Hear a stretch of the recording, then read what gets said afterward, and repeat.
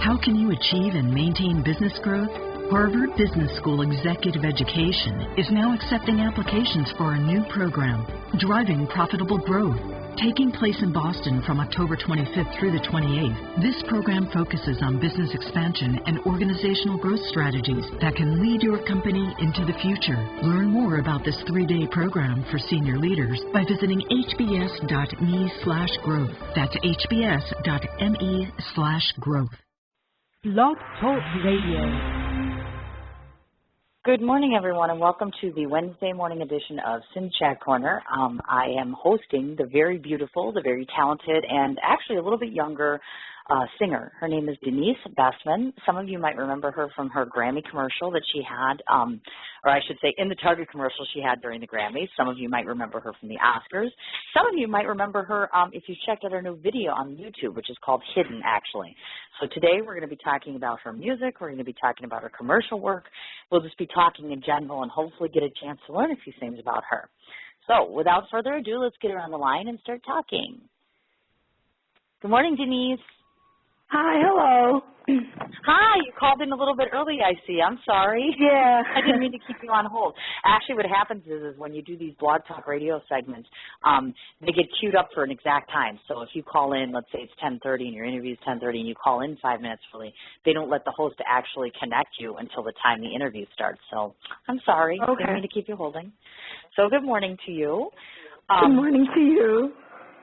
Well, thank you so much. I've got just a couple of different questions for you so that the audience can kind of find out who you are and what you do and what you like and just curiosity questions. So Okay. to those of you that are listening that don't know, Denise, of course, is a resident of Staten Island, New York.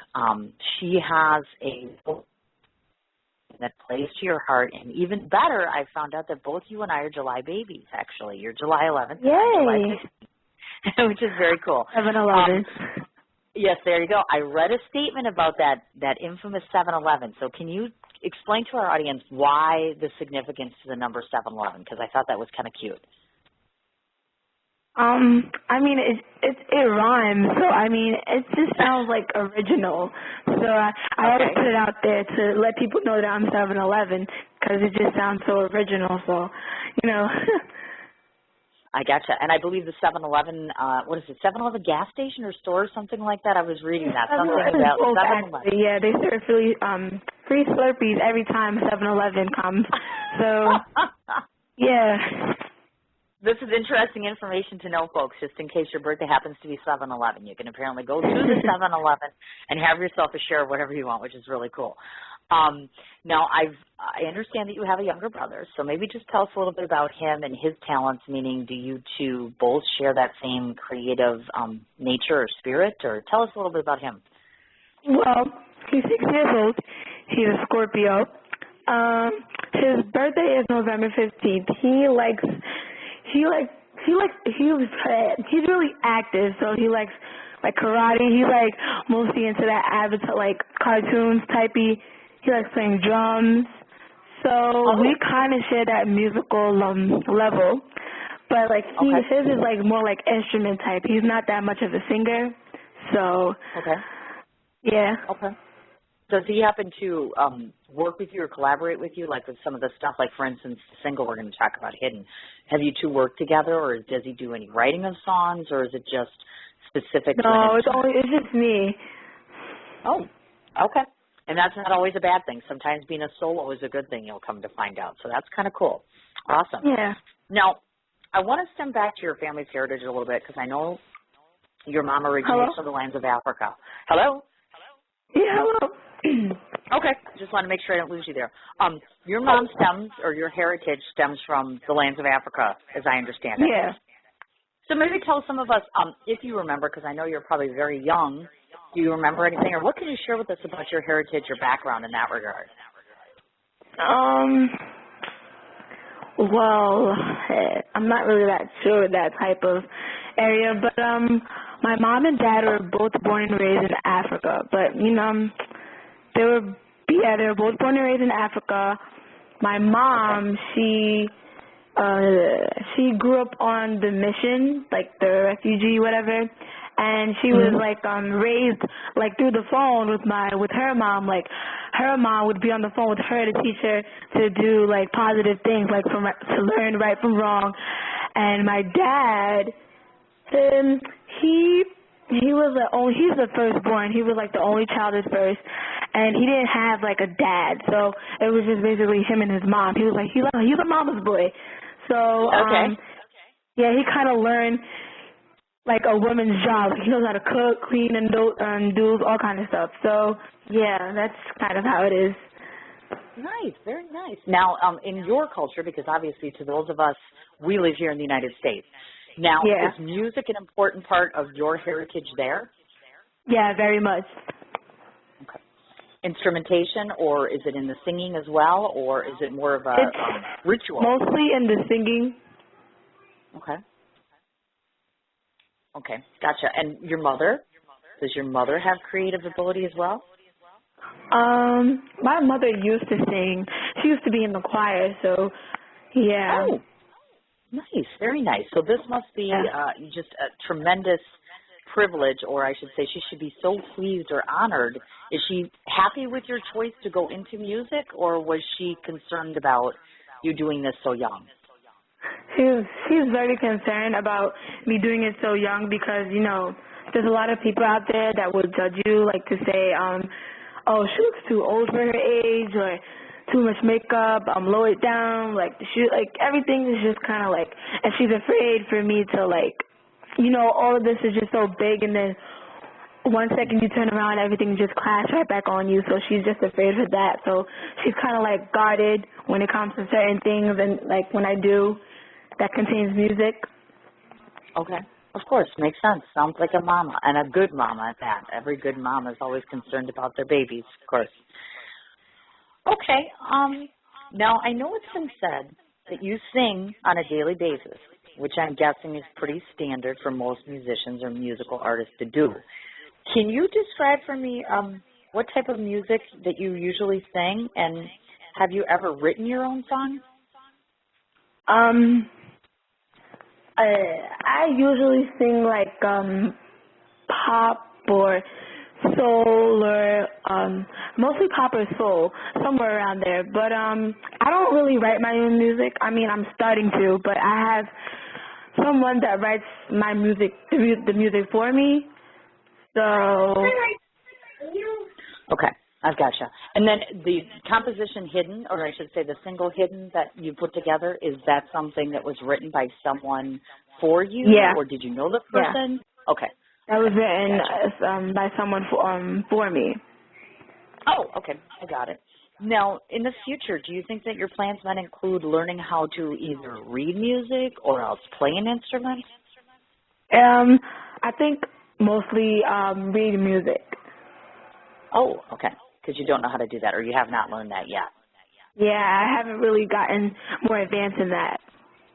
Okay, I've got it. Now, when you look at the people that are in the music industry today, whether it's male or female, are there any ones out there that either you idolize or you have kind of patterned yourself after or would like to pattern yourself after? Yeah, I would mostly say Jennifer Hudson. Really? Yeah. Interesting choice. Now, how come? Why her, I guess? Basically because the music that she does, that's my like that's like my zone right there. And I think I could like sort of relate to her, but like I just feel we have like some similarities there. Like we both do like gospel, like we're both soulful and stuff, and we have like a lot of similarities. So she seems the ideal person to idolize. Yes. Yeah. Okay. That makes perfect sense. I understand exactly. Now, have you gone to see live musical performances yet? Like of celebrities? Yeah, well, or like in general. Like, for instance, I know we just had Summerfest here, and so I went to see some of the bigger musicians. Have you gone to see musicians play? I don't think so. No, I don't think so. Not yet. Okay, no. I've got you. Okay. Now, I want to talk about you participating, of course, in the PS22 chorus at school. As far as music goes, your particular pitch. Do you have a particular pitch, or do they kind of move you around in the chorus line? I have a particular pitch, yeah. And that would be? Alto. Okay. Or do you think you might be comfortable at some point switching that, just to maybe kind of change it up a little bit, see how you do? I wouldn't say comfortable because, like, I mean, I can hit high notes, but like not that high, because my comfortable zone, like the voice where I really succeed at is low, like very like, you know, I wouldn't say manly, but like very low, nice and serene and stuff. So I would basically say I'm an alto, like definitely an alto. Okay. I've got it. Now, based upon just what I gather is just a combination of talent by this particular chorus, of course, you were hand-selected to perform at the Oscars in 2011.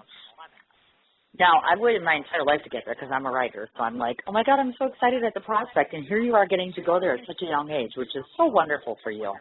Can I ask your opinion? Why do you think that the Oscar committee picked your particular chorus to perform? What is it about you, or PS22, that you think shined more so than someone else?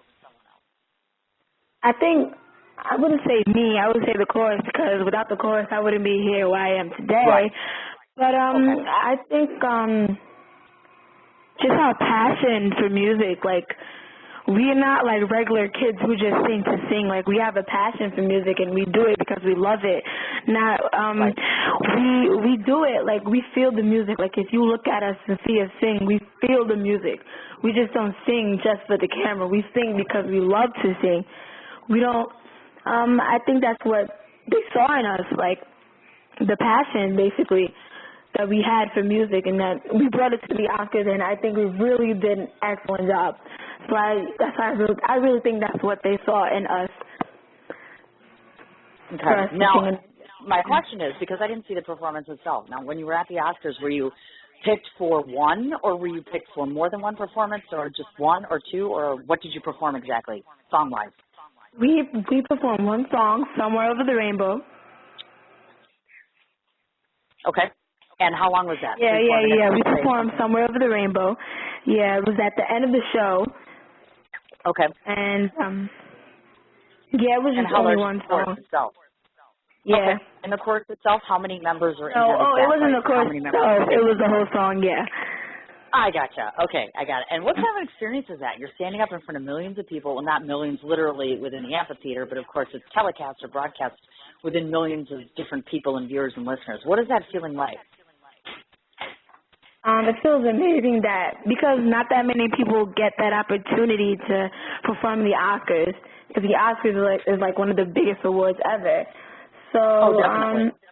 Yeah, I didn't feel nervous at all because I'm used to singing with the chorus. I'm used to singing with them. They're like my comfort zone. So I didn't feel nervous at all, and it felt great, you know, once in a lifetime chance. Yeah, I got to experience that. Was there a downside as far as being there? Like sometimes, obviously, of course, you've got a number of celebrities that are there, and I'm sure, was there any kind of downside as far as timing or have to learn things quickly or any negative to this? Timing, yes. We actually had a situation that we wasn't going to be able to perform. But, but thank God things worked out and we were able to do that. And I would also say losing my voice, because I had lost my voice. No. 2 days, I think it was like the weekend going to the Oscars. It was pretty harsh, but I was able to get through it after the Oscars, so, yeah. I gotcha. Okay. So it wasn't too terribly bad, actually. Were you able to meet somebody that you idolized, or were you really excited to meet somebody that you got a chance to actually stand or walk up to them and shake their hand?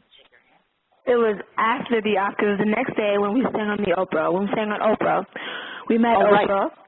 Yeah, and then we sang Fireworks with Katy Perry, and we met Katy Perry firsthand.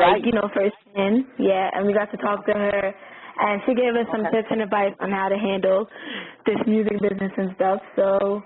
Oh, neat! How cool is that? Actually, if you're going to get to talk to somebody, I guess Katy Perry would be rather cool, actually. And I meant to ask you about specific to the your choice, meaning if I sat you down and I said to you, someday, if you're given the choice, if you could win one accolade, would it be an Oscar or a Grammy, in your opinion? If that's even what you aspire to win or get. I mean, I would say Grammys.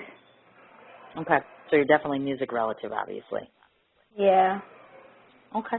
Just double checking, because some people might not. I mean, you've gone to the Oscars, obviously, and you've been able to perform, so you see what that environment's like, and every person's a little bit different, of course. Do you see yourself continuing to go down the road musically, or do you think maybe you might just try this for a while and you might switch and elect to do something else? I mean, I'll see. I mean, I'm not sure yet because I'm just, I'm a beginner. Right. So I'll see where the road takes me, and I'll see from there. Oh, definitely. Makes perfect sense to me, obviously. Now, as you mentioned earlier, you had obviously gone on the Oprah show, and to some, of course, she's referred to as the queen of television because she's idolized in many circles by many people, of course. Question. Now, performing there, you're in front of a live TV audience, and whereas with the Oscar stage, of course, it's still live, but, I mean, there's just a gazillion people there. Was it easier for you to do the Oprah thing, or were you comfortable or more comfortable with the masses as far as the Oscars? I was more comfortable with that than the Oscars. Really? Mhm. So you like the little instead of the big, yeah, that can be a little overwhelming because you're younger, obviously, and that's, yeah, I can definitely imagine that, that's for sure. Now, as far as the Katy Perry thing, I'm curious how that all works. Oh, I'm sorry. Because I don't know, because I'm not in music, of course, to me, I'm kind of ignorant, so maybe you can explain to me and to the people listening, especially if somebody's younger and listening, and this sounds like something they want to do. Like, for instance, being on Oprah and performing with Katy Perry, did you compete against other choruses to get this, or what's the process? No, we didn't. It wasn't really a competition. It was handpicked. They picked us. We didn't even know. We had no idea that we were even picked until we had our winter concert. And Hathaway and the producer of that year of the Oscars, Bruce Cohen, they came to our winter concert and they invited us. They said, "Hey, listen, you guys are gonna." They would like us to perform. Mm-hmm. So, yeah. And that was that. And how exciting is that, actually, for somebody to come to you and say, guess what, you're going to go to the Oprah Winfrey show, and then you're going to do it with Katy Perry. How neat is that? We had no idea about the Oprah Winfrey show until when we reached in L.A. That long, really? Oh, my God. Yeah. Goodness gracious, my God. That's quite the accolade for being such a young lady, obviously. That kind of goes without saying. Then I want to move into the next thing. For those that don't know about the Life event, which in some ways kind of discovered you and put you on the map or made people more recognizable, or you more recognizable to people, was that 30-second Target commercial. That was aired during the Grammy telecast, of course, and you had done a Adele selection, obviously. I'm guessing that performing Adele must require just great ranges in pitch. Is that right? I mean, first of all, how do you pick such a song as that? And how much rehearsal is involved in preparing for doing something like that? When I first heard the song, I loved like the melody, the chorus, the background, everything, the harmonies. And I brought it to my music teacher. And he was like, let's do it. And we did it. And they saw it. They had saw the video that I did, which had over 2 million views. They had saw the video, and they had actually called my music teacher, and my music teacher then had my mother's phone number, and they had called. A music teacher had called my mother, and we sort of gotten connected, and we did a lot of. We had a whole 8 hours of preparation and organization that day of the commercial, so it was a lot, and I was losing my voice there here and there, but then I was able to get it back up. So okay, I gotcha. Yeah. And is there something about Adele that you admire, or do you think? I mean, what do you think about all of her success? Because she's done really well. There's been people out there criticizing her at times, and what do you enjoy about her? What does she bring that's inspiring to you? I love the fact that she's very well talented, and She's a very good singer.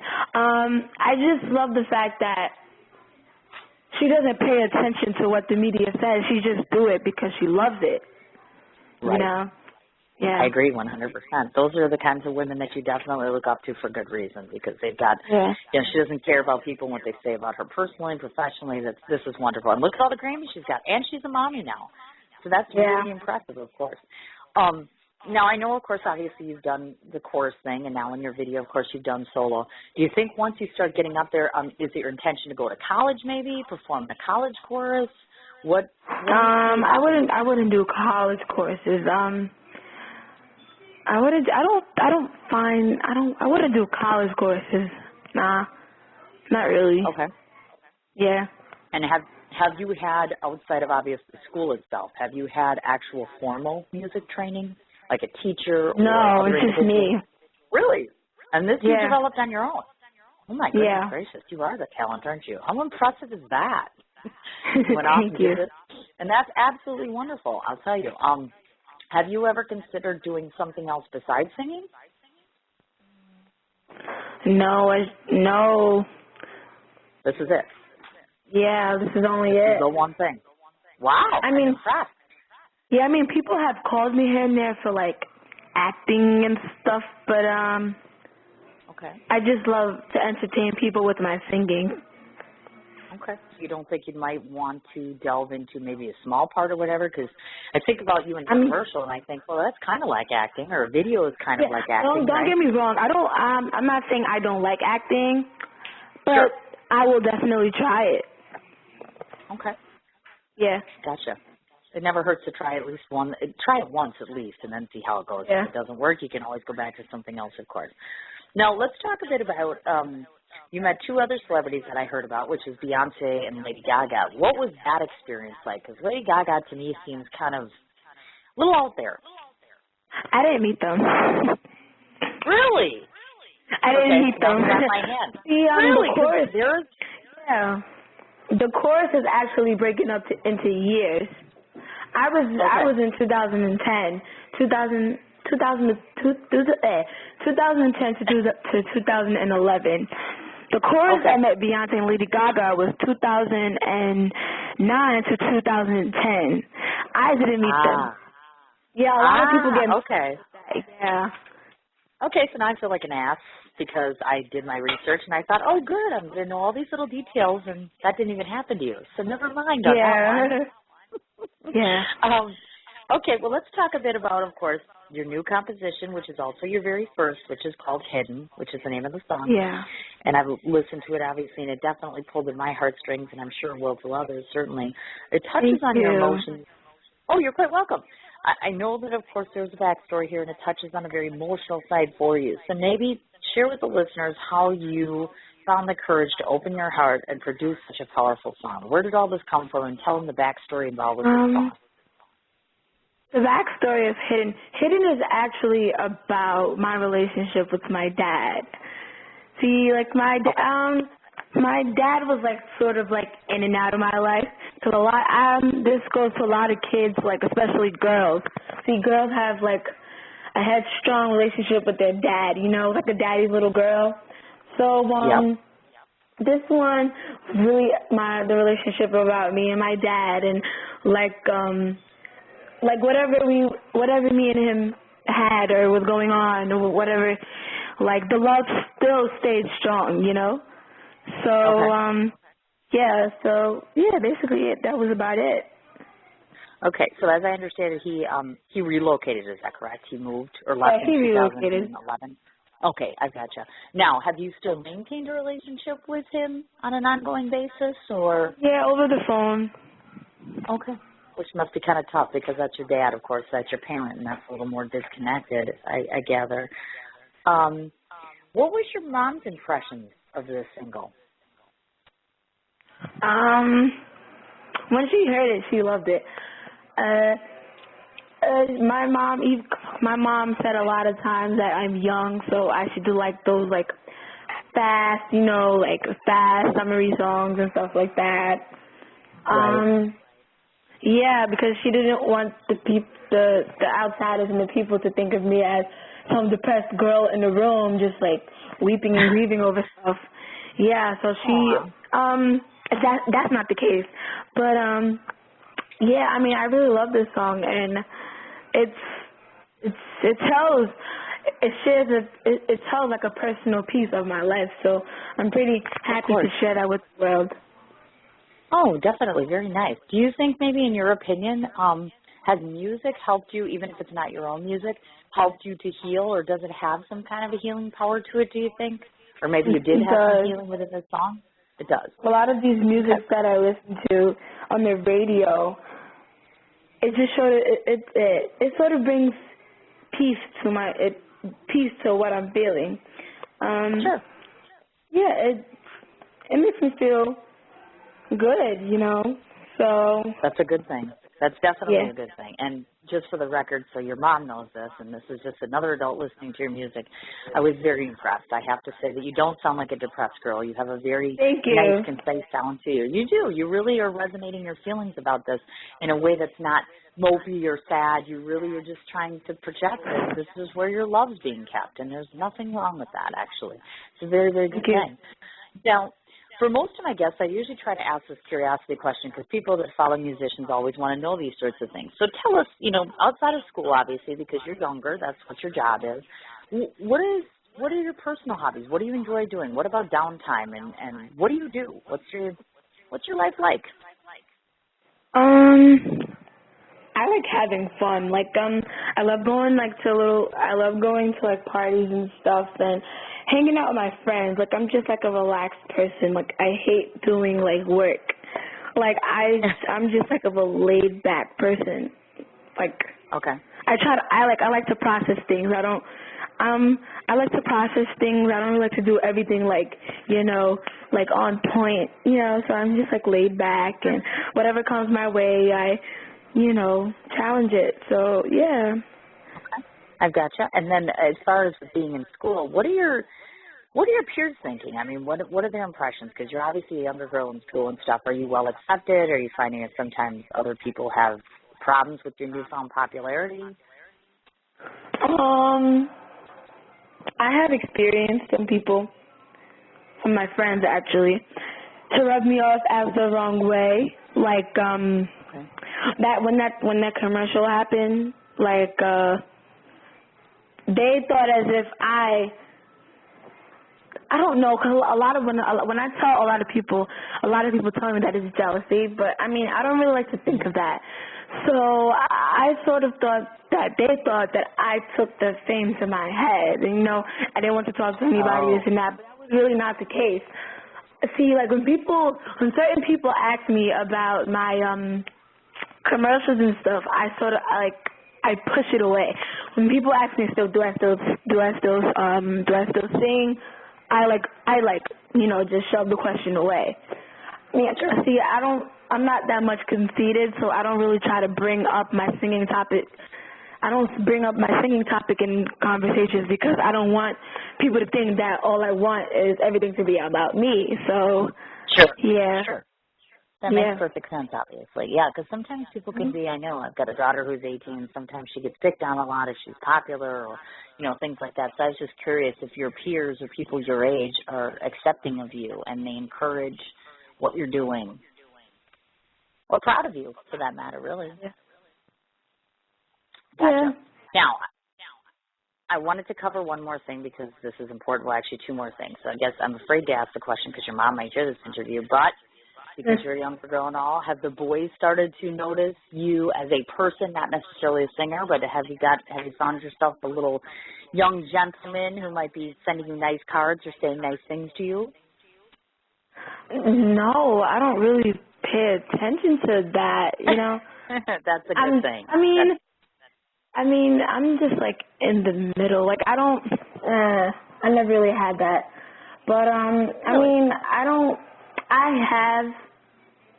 have a lot of boyfriends because like girls like they bring a lot of drama. So it's all just like gossiping and chit chat. So I'm kind of like a tomboyish girl. So I'm always like with the boys and stuff.